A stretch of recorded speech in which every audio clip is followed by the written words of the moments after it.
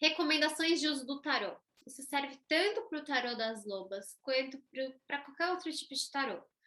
Para quem está entrando em contato com o canal agora, o tarô das lobas é um tarô inspirado nos contos do Barba Azul, da Vasalisa, da Mulher Esqueleto, do Manauí, da Donzela Sem Mãos, da Pele de Foca, enfim, de muitos outros contos. Se você quiser saber mais sobre esse projeto, acesse o link na bio. No dia que eu tô gravando esse vídeo, a pré-venda ainda tá disponível com desconto, mas a gente vendeu 25% do estoque em menos de um dia, então eu não sei se isso ainda vai estar válido quando esse vídeo for pro ar, fica ligado. Bom, a recomendação de uso, né?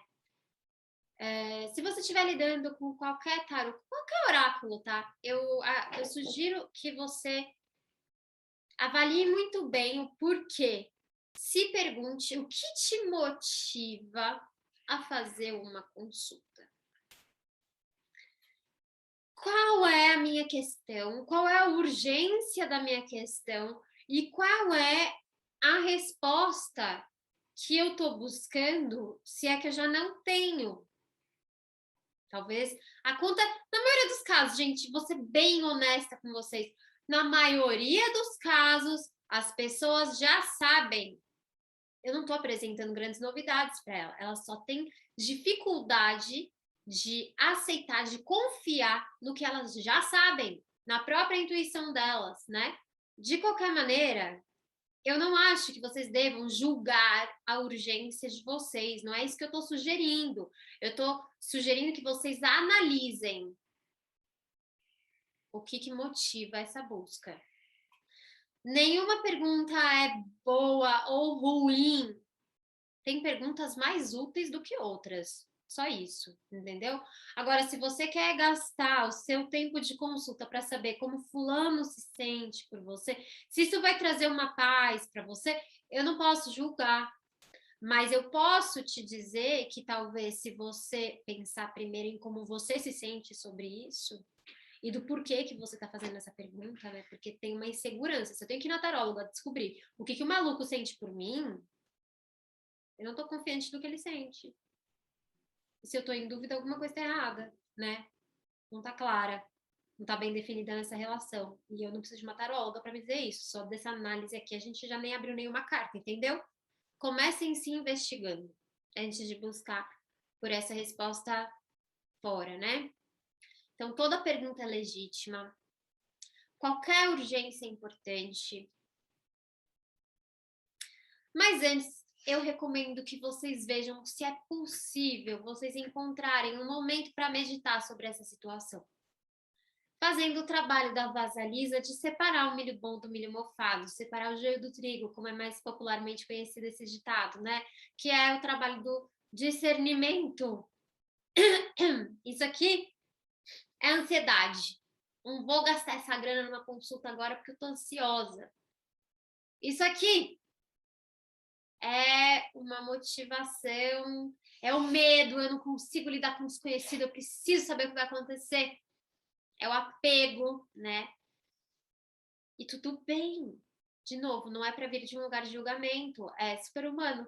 Até parece que eu não tenho até parece que eu não tenho como desafio essas mesmas questões. A diferença é como a gente consegue ou não lidar com elas e também não tem melhor ou pior. O que você pode fazer no momento é o que você pode fazer no momento, beleza? Então, se for possível fazer esse discernimento, se for possível segurar, eu acho que a gente pode ter boas surpresas nessa vida, né? A vida pode surpreender. No entanto, se você vai abrir, eu já disse em outros vídeos, eu não recomendo que se faça a mesma leitura repetidamente. Não recomendo. Eu acho que deixa muito confuso. Saiu aquelas cartas que saem. Você tem uma pergunta para o tarô.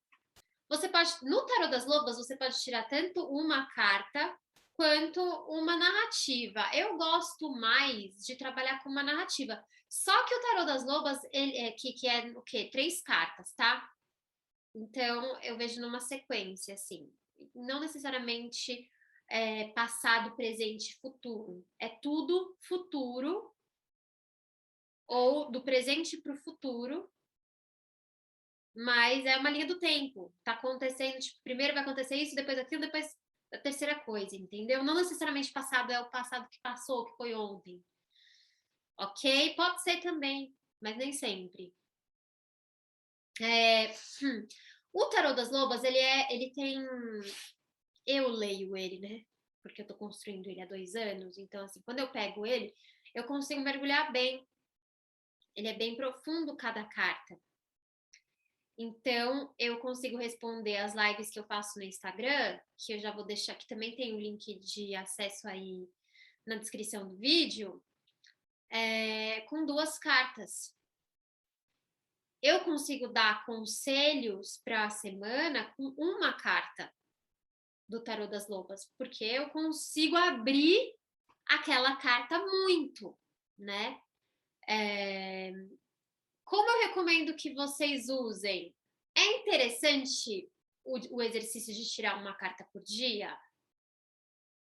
Eu fiz isso esse ano, alguns meses desse ano, nunca foi uma prática. Eu fiz isso alguns meses desse ano para entender, para expandir mais também. Então, às vezes eu achava que o 10 de copas era uma puta carta boa, aí você tira o 10 de copas e, meu, você tá assim, ó, na finalização de um ciclo emocional que foi foda, que foi difícil pra caralho. E não necessariamente foi gostoso, como sugere, entendeu? Então, eu fui tirando uma por dia e fazendo anotações do que aquele dia, de como eu vi a manifestação daquela carta no meu dia. Quais eram os links que eu fazia com os acontecimentos, né? Você pode fazer isso, eu acho que é um exercício rico. Eu parei de fazer por quê? Porque eu ficava pegada. Eu não tiro 5 de espadas no dia, ou sei lá, não tiro o 2 de copas num dia e esqueço que eu tirei 2 de copas. Eu tiro a carta do dia e eu sei que a carta do dia é a carta do dia. Aí eu fico procurando a carta do dia. Aí eu fico esperando a carta do dia, saca? Então, tipo, pra mim, que sou controladora, eu não gosto. Achei melhor parar. Não, não, não. Eu prefiro me entregar ao desconhecido e é isso aí, né? Olha só que louco, né? Porque eu construí um tarô, o tarô é uma ferramenta que eu trabalho, mas a outra parte minha também, tipo, é a temperança, né? Um pouquinho de salada, um pouquinho de droga. Então, então vocês podem usar assim para começar a se relacionar com ele. Eu acho que é isso, né? É a construção de um relacionamento. Quanto mais você tirar fizer atendimento para você, para suas amigas, para outras pessoas, mais repertório você vai ganhar. E como que eu estudei o tarô? Eu nunca fiz um curso de tarô. A menina foi lá e criou um tarô do zero. Eu não estudo nada na minha vida, eu vou estudar. Agora estou estudando Umbanda. Eu não consigo ver só Umbanda.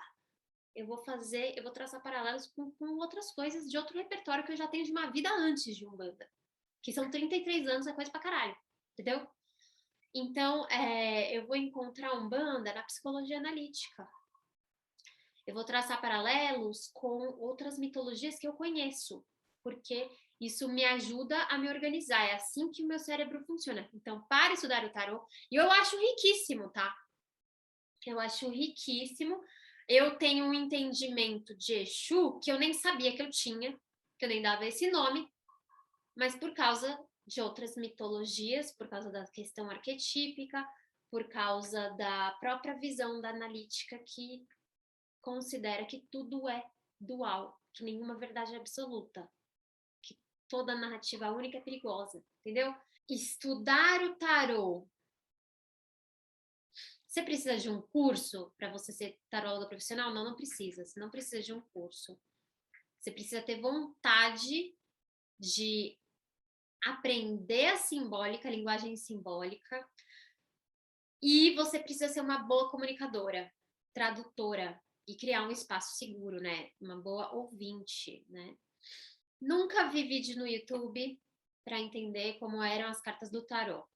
Eu li alguns livros, não é de todos os autores que eu gosto, tem vários autores super famosos que eu não gosto. Eu também sempre fui muito resistente, confesso, para fazer os cursos de tarô, porque eles me deixariam engessada na leitura. Eu achava isso. E aí eu leio de uma maneira muito única. Eu leio de uma maneira muito específica. Então, às vezes, coisas que para outros tarólogos, ou para a maioria dos tarólogos, são óbvios quando eles veem uma sequência de cartas, para mim não é. Eu não vejo, porque eu não fiz os cursos. Mas eu vejo outra coisa. Entendeu? Eu vejo uma outra coisa. Então, eu desenvolvi uma maneira muito particular de lidar com o tarô. E muito guiada pela minha própria bonequinha no bolso, né? Pela minha intuição. É isso, esse é o meu conselho. A gente tá lidando com um símbolo, bicho. O símbolo não tem certo e errado. Não tem um significado só. Não tem uma única possibilidade. Ele é múltiplo. Ele é basicamente um universo, ele é várias coisas, né? Então, confiem na intuição de vocês, não se apeguem a decorebas, a nada que seja muito cartesiano, porque isso limita a potencialidade do símbolo. Para mim, isso já é contraditório, sabe? Mas se você não acredita nisso, faça o seu caminho, porque o seu caminho é seu, entende? Então, não sou eu que vou falar para você como você tem que fazer. Eu tô falando como foi para mim e o que eu acredito e como eu recomendo. Se você e o que eu altamente recomendo é que você seja fiel ao que você sente, como você deve se relacionar com a sua carta. Tem gente que dorme com a carta embaixo do travesseiro, eu nunca fiz isso. Tem gente que, não sei, sonha com tarô. Eu sou uma pessoa que sonhou com as cartas do tarô raríssimas vezes na minha vida. Não é uma coisa que aparece nos meus sonhos. Eu escrevi um tarô. Então, sabe, cada caminho é muito individual. Você vai seguir o seu e encontrar a melhor maneira.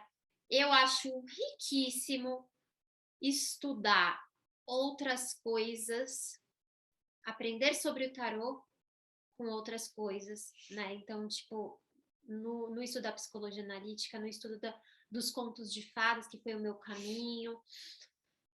Às vezes, quando eu fazia leitura de mapa astral, eu trazia exemplos de carta do tarô, porque é um universo que eu tenho familiaridade, então eu fazia associações com signos. E com o que eu puder fazer associação, eu vou fazer associação, né? Tipo, eu tô lendo o livro sobre interseccionalidade da Carla Cutirene, que vai falar sobre questões de raça e classe dentro do feminismo. Eu consigo identificar arcanos, porque é assim que eu estudo. E eu consigo trazer isso para a leitura, porque eu tenho um olhar filosófico para a vida, para o mundo, como eu me relaciono com as coisas. E essa é a Natália, né? Se você for fazer de outro jeito, talvez você encontre outros. Talvez você não vai fazer associações com o feminismo, você não vai fazer associações com a psicologia analítica, você vai fazer associações com as deusas da mitologia que você gosta, entendeu? Ou com as músicas, com os filmes. Eu acho esse caminho rico. Não é o único, mas é rico. Associar as fases da lua, né? Enfim.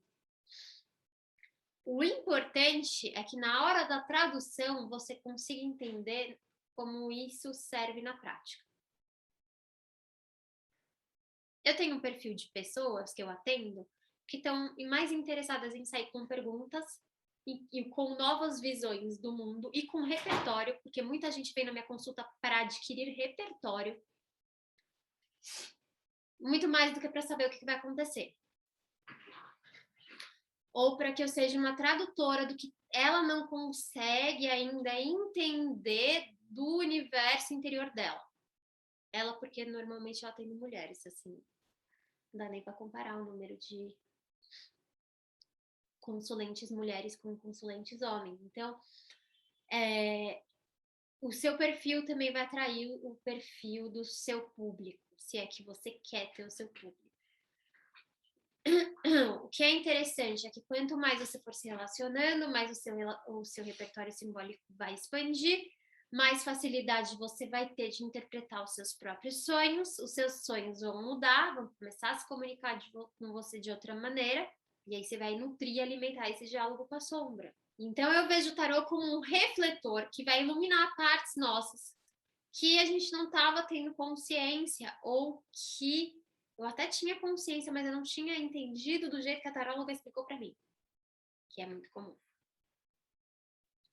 E eu não entendo, e principalmente eu não entendo como esse movimento interior faz, me direciona para as ações que eu vou tomar no exterior. Se você for fazer um curso de tarô, escolha muito bem a sua professora, entenda muito bem de onde vem as referências dela, como pessoa e como taróloga, qual é a visão de mundo dela, né? Valores e crenças, porque isso vai se manifestar na maneira como ela vai ensinar você. Se você quiser estudar pelos livros, também tá ótimo, né? Faça aí a sua busca bibliográfica. Eu recomendo Jung e o Tarô, da Sally Nichols, O Caminho do Tarô, do Rodorovsky. Também tem aquele Meditações sobre os 22 Arcanos do Tarô, que é daquela coleção Amor e Psique. Eu gosto de outro também, que é... Acho que é Tarô e Alquimia, eu vendi esse livro. Se todo mundo lesse da mesma maneira, a gente não ia precisar, né, tipo, ter tantas tarólogas. A gente, aliás, eu estudaria no Google e pronto, né? Eu acho que o grande lance é conseguir construir uma narrativa, tem uma história sendo contada. Porque se você quiser encontrar o significado de uma carta específica individual na internet, você acha. Né? Tem vários sites com descrições boas sobre as cartas, né? Agora, recomendações específicas para o uso do tarô das lobas. Cara, eu recomendo que você use esse tarô, você vai ver o livreto. Esse tarô ele vem com um livreto, que eu escrevi com muito amor. Claro que eu não esgotei as possibilidades. Ele é um livreto, ele tem um tamanho, né? Ele tinha que ter um número específico de páginas. Então, tem limitações nessa primeira edição, pelo menos, né? Não sei se eu vou chegar a fazer alguma modificação em edições futuras. Mas eu apresento algumas possibilidades e ainda tem muita coisa a ser dita sobre aquela carta que eu escrevi. Você vai pegar as cartas do tarô, você vai abrir o conto dentro de Mulheres que Correm com os Lobos, entender qual é aquela cena que saiu daquele conto, vai ver qual é a perspectiva da Clarissa Píncola sobre processos psíquicos em relação àquele momento do conto. Você vai buscar outras referências da Von Franz na interpretação dos contos de fadas para entender outra perspectiva sobre o mesmo conto. E aí você vai pensar criticamente. Agora daí você vai ter ali o né, algumas junguianas têm a dizer. Você constrói mais possibilidade de interpretação de carta, mas aí você vai fazer o trabalho de avaliar se aquilo que elas colocam realmente faz sentido, né? Considerando a estrutura social que você está inserida. Então, consciência política. É assim que eu sugiro que você faça. Você pode só pegar o tarô, o livreto, ler e decorar se você quiser. Fica a teu critério. Você sabe qual é o tipo de relação que você quer estabelecer com esse deck. Ou com qualquer outro deck, né? Quando eu fui construir esse tarô, eu passei por muitos contos e eu achei diversos arcanos, inclusive repetidos em contos diferentes. No início do tarô, o tarô teria 2 diabos. Eu queria 2 diabos. Mas a editora achou melhor fazer um só, para ficar dentro do formato tarô. Então, o primeiro diabo, que era o Barba Azul, foi cortado. O Barba Azul vai aparecer no Cavaleiro de Copas, ele vai ser a torre, né? Tem outras cartas também, o 4 de copas, ele aparece no valete de copas também. Rabisquem os livros, rabisquem os contos, encontrem arcanos naquilo que vocês estão lendo, encontrem arcanos em situações que vocês estão vivendo, né? Isso é trazer o símbolo para a prática, para a vida, é ter uma visão de mundo simbólica.